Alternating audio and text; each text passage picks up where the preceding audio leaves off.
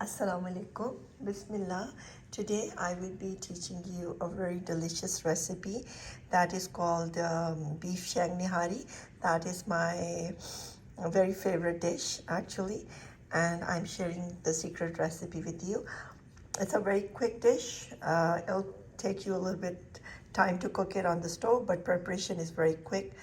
And if you do like my channel and like my cooking and what I make, please do subscribe to my channel and keep watching.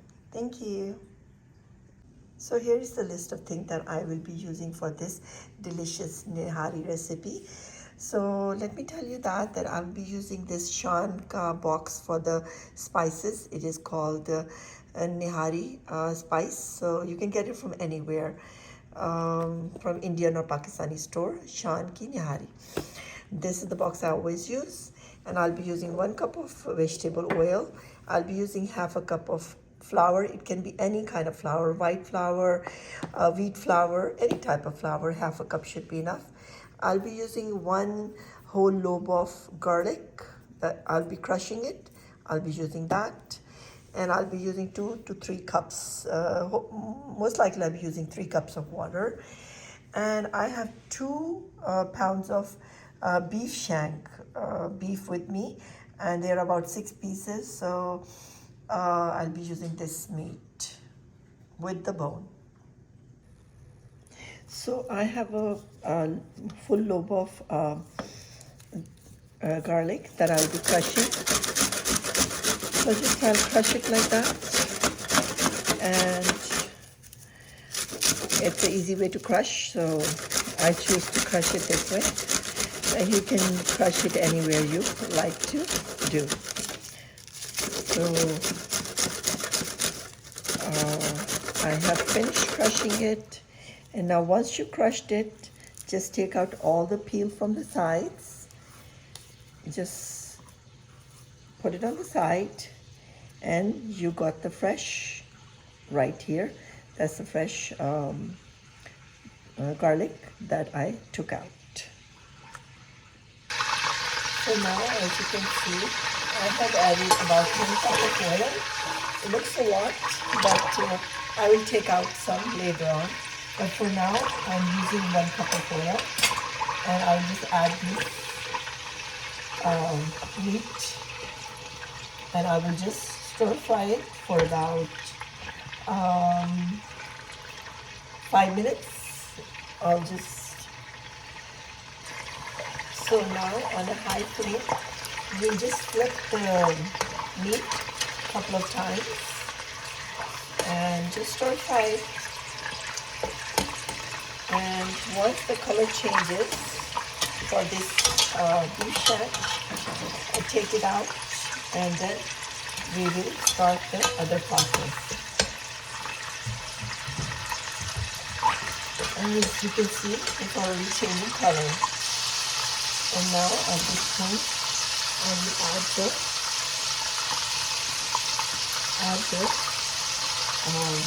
garlic in it, and I will stir fry it again. And this will give a nice aroma for the beef. And I will continue to stir it like that.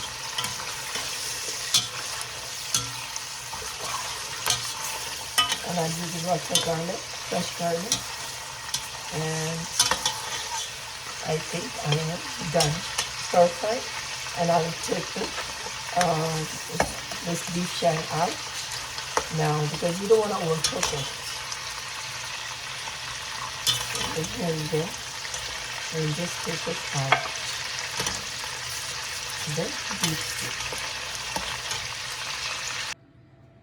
So over here, 2 cups of water, and I am adding half a cup of flour. And then just mix it well, and make sure there are no clumps in there, and make it into a very, very thin kind of liquidy material. And then we will be adding this to the oil. So now this oil is hot, and we took out the beef shank from it. And do you see that the garlic is still there? And I will add this flour that I already made into a liquid form. And now on a very, very high flame, I will just stir fry it until it turns golden, not brown. Remember not to make anything brown, because brown means it's burned. So continuously stir frying it. Do not leave this on the stove and move away from it. And it's going to be a little bit clumpy. It's going to start clump like that, you know. But don't worry, that's normal. Just continue to stir fry it until you'll see it start to get golden. So probably this process will take like about 3 minutes to 5 minutes, and just keep on stir frying it like that, and do not let it get it stick to the bottom of the pot. And you will stir fry it and make it golden, so it will be cooked in that way, this flour. So if you're not going to stir fry it and make it golden in the oil, then it's not going to be a good taste. So make sure you stir fry it, like I told you, like for 5 minutes at least. Continue frying it, and you'll see the results in 5 minutes. So now, as you can see, I have added all the liquid form flour in the oil, and I've been stir frying it for the past 5 minutes. And as you can see, it is in golden color. And from this point, I will be adding the meat in it, all of it. And here you go. I've added the meat, and after adding the meat, I will add 2 cups of water in there, and I will stir fry it again, like that. And a little bit is sticking to the bottom, but it's okay with the water being there. It will come out. And now I'll be adding this Shan masala that I told you I'll be using for 2 pounds. I'll be using the whole packet. So it'll be a bit spicy, but if you guys don't like spicy, use half of it. So I'm using the whole thing. So it's your own choice, however you want to do it. I'm using the whole thing. Of course, it's going to be really, really spicy. So it's your own preference, how much spice you want to eat. And I like it spicy, so that's it. Now just stir fry it like that for 1 more minute, and I'll add probably 1 more cup of water, and together I think that add about, so total water is 4 cups. So 1 cup of oil and 4 cups of water should be enough. And now on a very, very high heat, we're gonna let this water boil. So once it starts to boil, once you see bubbles, that means it's boiling. And we will cover this like that. First you have to let it boil in 2 minutes. It should boil.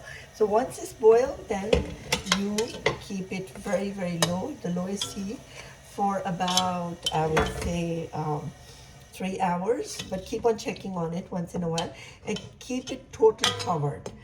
And then check on it later on to if it's cooked.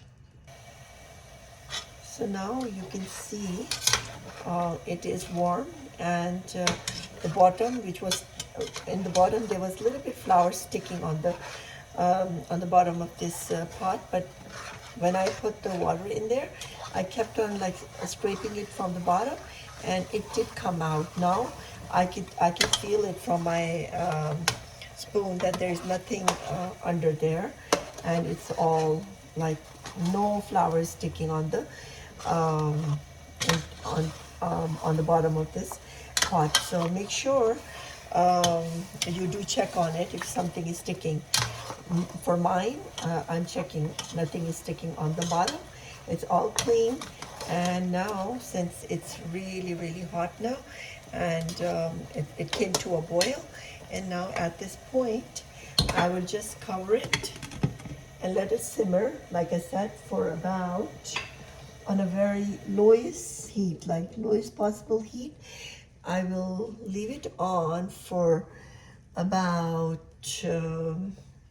on the lowest heat. I will leave it on for about 3 hours, and hopefully in 3 hours it should be cooked, but keep on checking it now and then. And I am done. For garnishing the nihari, I'm using one lemon. I have these small green chilies. Those are very spicy ones. I like these, so I'm using these. You can use the other kind, the long ones. They are not very hot, but I'm using these. And I'm using one piece of ginger for garnishing, and also for the garnishing I'm using cilantro. So for cilantro, I want to show you something. In a bowl of water, always have it soaked there, and just clean it, because sometimes there is some kind of debris or some kind of sand or mud there. So just once you clean it, soak it, and take it out just like that. And now we will just cut it into very, very small pieces for garnishing. And this is done usually when the nihari is done. When we are ready to serve with the naan, what we do is when we are serving, then we use cilantro and garlic. Garlic, not garlic, ginger, and green chilies and lemon on the top, and we eat it with the naan. So that's a specialty in Pakistan, that this is how we will be cutting the cilantro. And for the chilies, green chilies, just take out the ends, and now we will just cut the chilies into small pieces just like this. And you continue doing all of them all together, and here you go, into small little pieces just like this. And for the lemon, just cut into 4 big pieces, and we'll squeeze that on top of the nihari when we are serving. And with the ginger, what I will do is for this part, for the ginger, I will take out the skin, because for this type of garnishing, usually I do take out the skin for this recipe. We're not going to use the skin for the ginger, so I'm completely taking out the skin of this peel of this ginger. And here you go, I'm done. So it seems a little difficult, but it's not. It's very easy to peel off the ginger, and here you go, I am done. Now just slices from the middle, just like this. Just continue to slice, thin slices, okay? Thin slices. Now put them all together like that, or you can do it single too, like that. So usually try to cut it very, very thin, but try your best. I try my best. Sometimes you can put them in a pile like that and also do it. See, I'm doing it. So it'll save you time and energy. So just continue to do it, but make sure they're very, very thin. And here you go, I am done. It's not that thin, but I'm sure some of you cut the ginger thinner than that, but that's my thin. So I am done. So here is my presentation: the cilantro, lemon, cut green chilies, and some sliced ginger. So this is all I need for garnishing. Some people also use fried onions. but I skip it. But if you guys want to, you can have some fried onions as well. So now, as you can see, it has been 3 hours since the nihari has been cooking, and the oil have come out, as you can see.